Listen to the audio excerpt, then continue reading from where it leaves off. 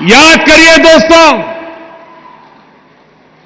इस सिविल अस्पताल में क्या हुआ था? यह अस्पताल इंसान को जिंदगी देता है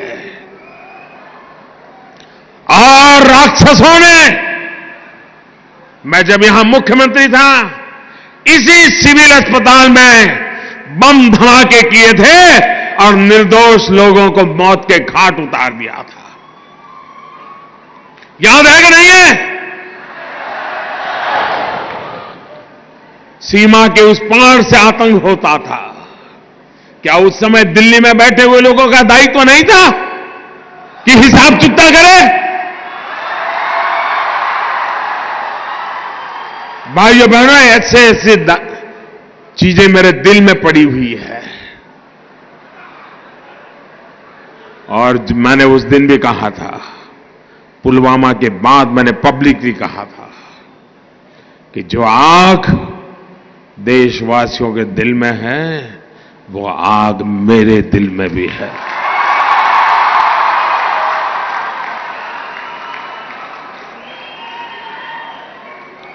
अगर उस समय सरकार में दम होता तो अहमदाबाद की सिविल अस्पताल में निर्दोषों की जान लेने वालों को वहां जाकर के भी हिसाब चुकता कर देते। भाई, मुंबई में 26/11 हुआ, निर्दोष लोगों को मौत के घाट उतार दिया गया, और हम कुछ दिन के बाद चलो अब ठीक हो गया, सब लोग काम पे लग गए। आप मुझे बताइए दोस्तों, आतंकवाद के खिलाफ लड़ना चाहिए कि नहीं लड़ना चाहिए? आतंकवाद को जड़ मूल से उखाड़ना चाहिए कि नहीं उखाड़ना चाहिए? आप मुझे बताइए, कौन पार्टी है जो ये काम कर सकती है?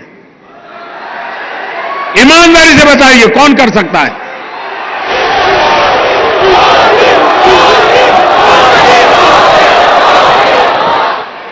हम एक तरफ गलत करने वालों को सजा दे रहे हैं, तो वहीं ईमानदारी से काम करने वालों का सम्मान भी कर रहे हैं। और भाइयों बहनों, मैं आज अहमदाबाद की धरती पर आया हूं और सिविल अस्पताल में आया हूं, तो वो दृश्य मैं भूल नहीं सकता हूं। और इसलिए मैं आपको कहना चाहूंगा, 7वें पाताल में होंगे उनको भी मैं छोड़ने वाला नहीं हूं।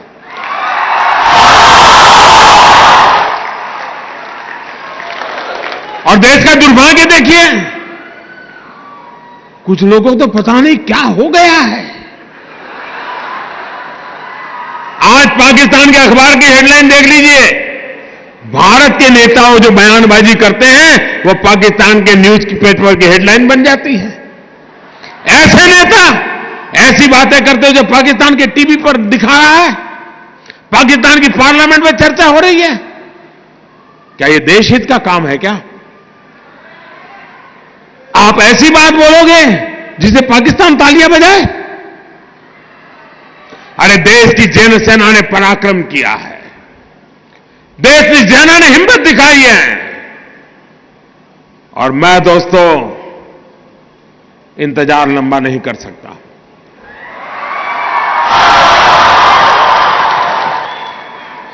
चुन चुन करके हिसाब लेना, ये मेरी फितरत है।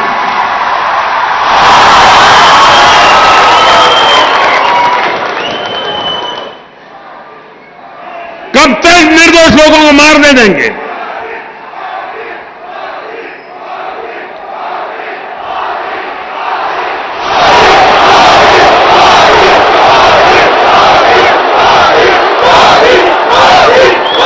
आप दोस्तों बताइए मुझे, आपको हमारे देश की सेना पर भरोसा है?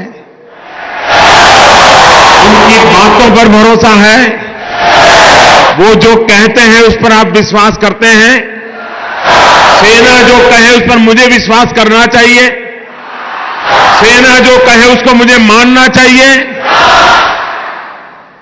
लेकिन कुछ लोग हैं जिनको सेना की बात भी पसंद नहीं थी।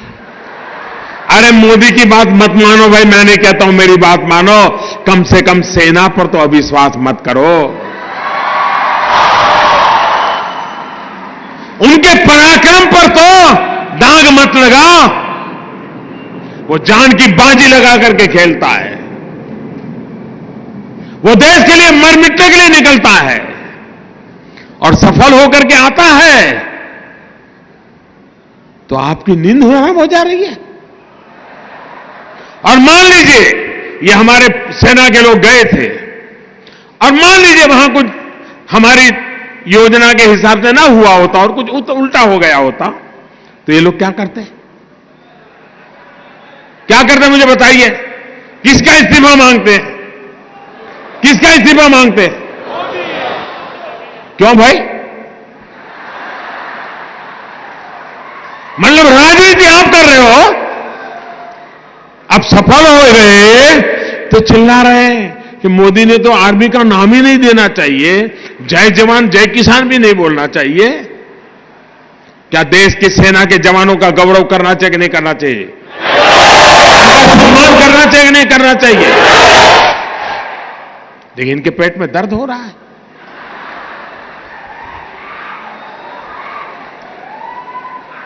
अब ये कहते हैं ये तो चुनाव वाला खेल है।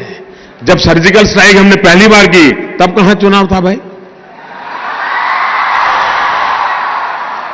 ये हमारा सिद्धांत है, हम घर में घुस के मारेंगे।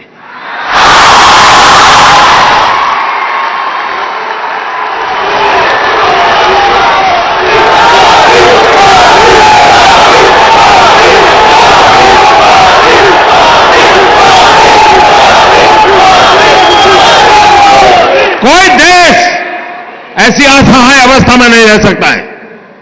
40 साल से आतंकवाद हिंदुस्तान के सीनों में गोलियां दाग रहा है जी। भारत मां की सीने में गोलियां दागी जा रही है, बम धमाके किए जा रहे हैं, निर्दोषों को मारा जा रहा है। लेकिन वोट बैंक की राजनीति में डूबे हुए लोग कदम उठाने से डरते हैं। मुझे सत्ता की कुर्सी की परवाह नहीं है, मुझे चिंता मेरे देश की, मुझे चिंता मेरे देश की है, मेरे देश के लोगों की सुरक्षा की है। और इसलिए मेहरबानी करके ऐसे मसलों पर राजनीति मत करो। अरे मोदी कहता है कि मैंने इतने घर बनाए, उस पर विवाद करो ना। मोदी झूठ बोल रहा है, सच बोल रहा है, सही कह रहा है, नहीं करो ना विवाद। नहीं कर रहे, सेना को लेकर के करते हैं विवाद।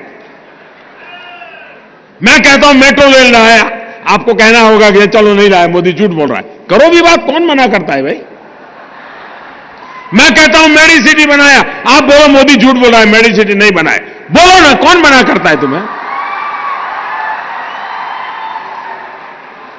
मोदी को गाली देने के लिए कोई कम जगह है क्या? पूरा मैदान खाली पड़ा है और मोदी को कोई इतराज नहीं है। सेना को क्यों गाली देते हो?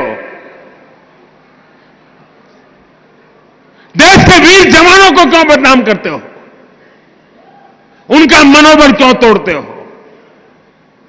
और इसलिए भाइयों बहनों, मैंने प्रारंभ कहा था, मैं ऐसी धरती पर आया हूं जहां मैंने उस दिन लोगों को लाशें देखी है जी, घायल हुए डॉक्टरों को देखा है, खून से लथपथ नर्सों को देखा है।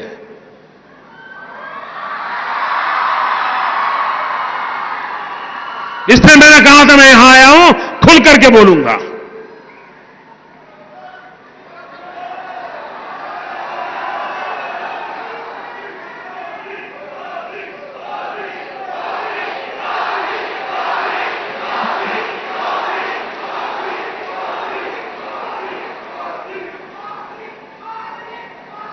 दोस्तों, जिस प्रकार से हम देश की सुरक्षा के लिए प्रतिबद्ध हैं और यह लड़ाई हमने छेड़ी है जी, या मान के चलिए